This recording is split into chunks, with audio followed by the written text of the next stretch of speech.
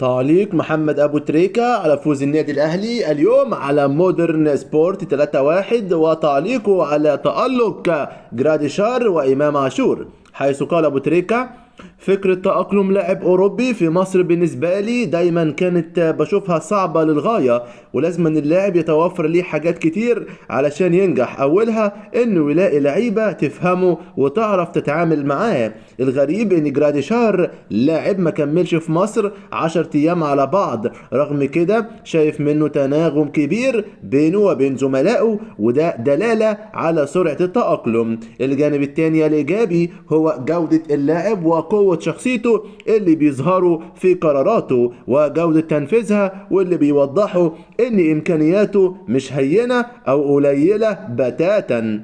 الهدف اللي سجله مثلا عمل تحرك مثالي في مساحة بين القلب الدفاع والظهير، وكان بجسم مائل خلاه ياخد الكرة في طريقه للمرمى. برضو اسيست الجول الثالث بوجه القدم الخارجي في تقدير مثالي للموقف، لانه اختار لعبها بوجه القدم عشان تلف لجوه وتنزل قدام امام افضل من لعبها بباطن القدم، والاهم ان لعبها بشكل عالي الجودة. جراديشار لعب شوطين مع الاهلي عمل فيهم 4 مساهمات. سرعة التأثير بالشكل ده بيعرفك ان هو مهاجم كبير، ومردوده هيتزايد في الفترة اللي جاية. وتعليق ابو تريكة على تألق امام عاشور اليوم، حيث قال: كولر كسب رهان توظيف إمام عاشور بشكل قريب من المرمى في ظل مطالبات توظيفه في الوسط المساند زي فترته مع الزمالك.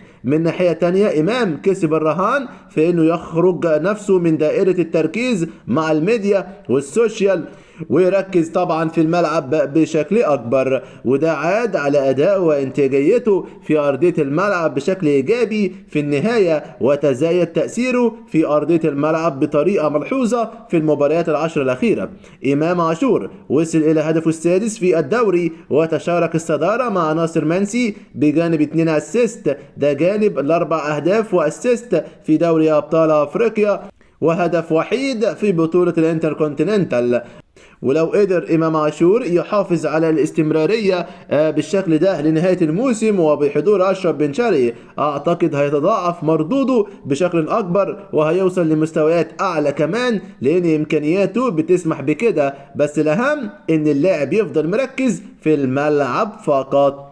وعن تألق مصطفى العش النهارده، أبو تريكة قال: كواليتي كبير جدا، قلب دفاع أعصر وتقنيا بالكرة ممتاز، وبيقدر يخرج بيها بقرارات ذكية وتمريرات عمودية مميزة. حتة ان يبقى معاك مدافع محلي مميز بالكرة وجريء في قراراته بيها، دي لوحدها كنز، لان النوع ده من المدافعين في مصر نادر جدا.